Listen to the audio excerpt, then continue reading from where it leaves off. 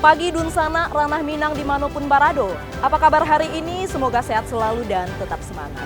Bersama saya Putri Febrina Marlini kembali hadir di Berita Padang. Sejumlah informasi telah kami siapkan untuk Anda. Berikut 3 berita utama hari ini. Di Padang, pelarangan penggunaan telepon genggam saat proses belajar dan mengajar berlangsung sudah diterapkan. 3 pelaku curanmor ditangkap polisi. 2 orang diantaranya masih di bawah umur. Pos pengamatan Gunung Api Marapi di Bukit Tinggi. Gunakan 8 stasiun seismik untuk memantau kondisi gunung.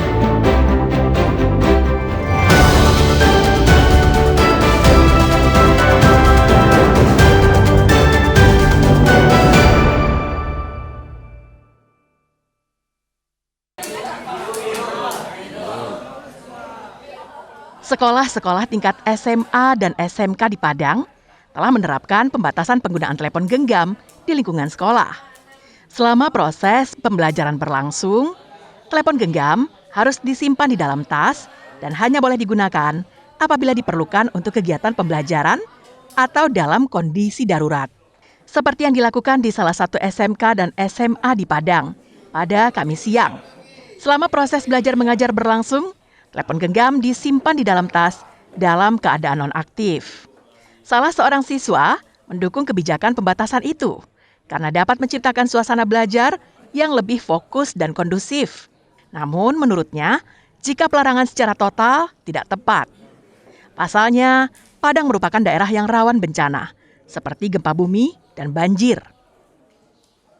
Kami mendukung pembatasan penggunaan HP saat pembelajaran.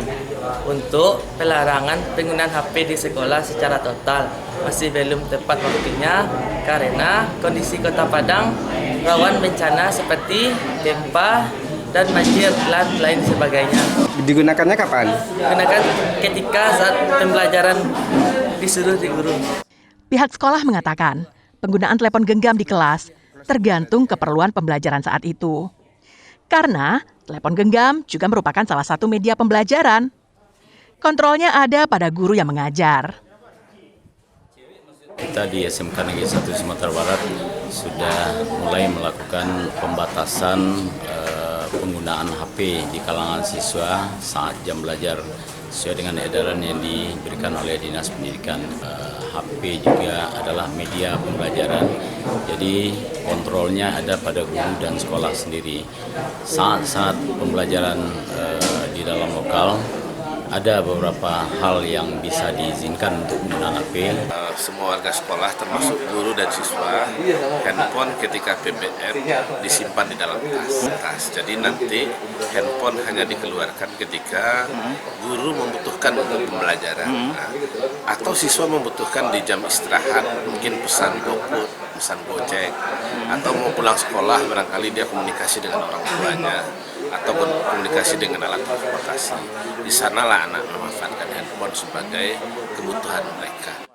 Larangan penggunaan telepon genggam di kelas berdasarkan surat edaran Dinas Pendidikan Provinsi Sumatera Barat yang diterbitkan pada 21 Mei lalu dan mulai diberlakukan pada tahun ajaran baru lalu. Robiham melaporkan dari Padang.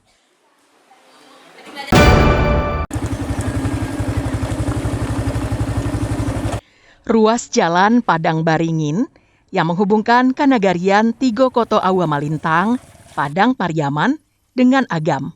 Kondisinya sangat memprihatinkan. Jalan sepanjang 6 km ini sudah banyak menimbulkan korban karena terjatuh dari kendaraan. Seperempat abad lalu, jalan ini dibuka warga dengan cara swadaya. Hingga kini, jalan ini masih belum diaspal pemerintah. Selain itu, badan jalan juga menjadi saluran air hingga menjadi selokan dan membentuk kolam kecil. Pengendara yang melewati jalan ini dituntut untuk ekstra hati-hati. Ini merupakan jalan terdekat yang dilalui warga untuk membawa hasil pertaniannya ke pasar. Namun jika hujan, jalan ini sangat berbahaya untuk ditempuh dengan sepeda motor. Jika hal ini terjadi, maka warga memilih berdiam di rumah atau berjalan kaki selama 2 jam menuju pasar terdekat. Kesulitannya ya tuh jalan buruk, Terus? Kadang keluar tidak bisa hari hujan. Biasanya bawa apa? Biasanya bawa hasil dari ladang. Kesulitan enggak, Pak? Kesulitan banget, Pak. Jalannya kalau hari hujan ya kondisinya kayak gini. Becek. Meski telah dilaporkan berkali-kali ke pemerintah Kabupaten Padang Pariaman, namun kondisi jalan ini tak berubah sejak dibangun 1/4 abad lalu. Semenjak jalan ini ada, sampai hari ini belum ada terjamah oleh pembangunan pengaspalan oleh pihak Kabupaten Padang Pariaman. Inilah keluhan ini sudah berlangsung lama, dan jalan ini setiap tahun selalu menjadi skala prioritas di tingkat musrembang di kecamatan. Kini, warga dan aparat pemerintahan nagari setempat pasrah dan tak mau berharap dengan janji pemerintah Kabupaten Padang Pariaman. Pasalnya, berdasarkan pengalaman, harapan yang mereka gantungkan selalu berakhir dengan kekecewaan.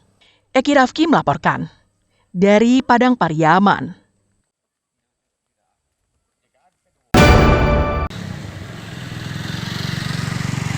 Pembangunan jalan di Kabupaten Kepulauan Mentawai belum sepenuhnya dirasakan oleh masyarakat.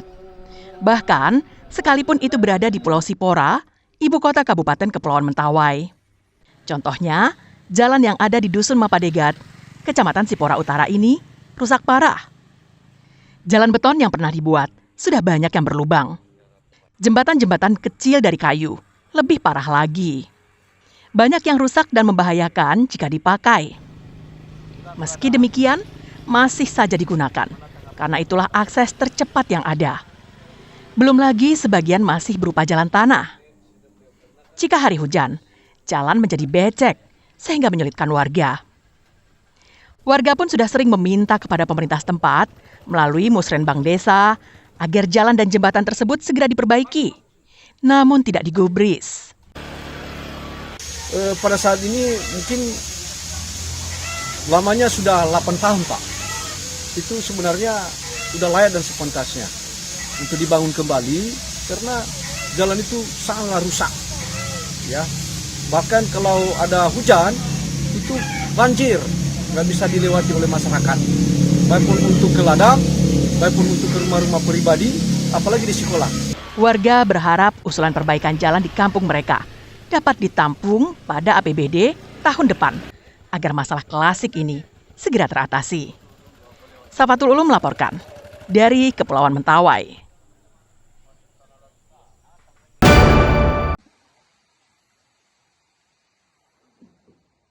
Badan Usaha Milik Nagari atau BUMNAG memperoleh suntikan dana dari Dana Desa Nagari Pauh untuk usaha ayam petelur. Usaha ini beralamat di Jorong Tanjuang Alai, Nagari Pauh, Pasaman. Dengan adanya program makan bergizi gratis yang digagas pemerintah, BUMNAG Bina Nagari Pauh menyiapkan pemenuhan gizi bagi pelajar, khususnya telur yang ada di Kecamatan Lubuk Sikaping. Dengan anggaran yang diterima sebesar 200 juta rupiah, BUMNAG Bina Karya Pauh menyiapkan sebuah kandang beserta ayam petelur dengan jumlah 540 ekor ayam beserta pakan dan obat-obatannya. Usaha ini telah berjalan hampir 1 bulan. BUMNAG Bina Karya Pauh juga menyediakan petugas kandang dan seorang dokter hewan untuk mengurus ayam-ayam petelur itu. Jika berjalan lancar saja, maka 3 minggu yang akan datang, ayam-ayam ini sudah bertelur dan siap memenuhi kebutuhan makan bergizi gratis. Untuk ayam petelur ini, kita untuk tahap pertama ini membuat kandang sekaligus semua bibit dan pakannya. Itu sebanyak 540 ekor ayam. Dan ini sudah mulai kita laksanakan mungkin bulan depan. Dan baru jalan mungkin 3 minggu yang lewat ini. Jadi ayam kita sekarang ada 540 yang berumur 15 minggu. Insya Allah untuk 3 minggu ke depan, di umur 18 minggu nanti ayam kita sudah mulai menghasilkan produksi telurnya. Program usaha ayam petelur ini juga sekaligus sebagai upaya ketahanan pangan Nagari Pauh yang selaras dengan program mendukung ketahanan pangan nasional. Fauzan melaporkan dari Pasaman.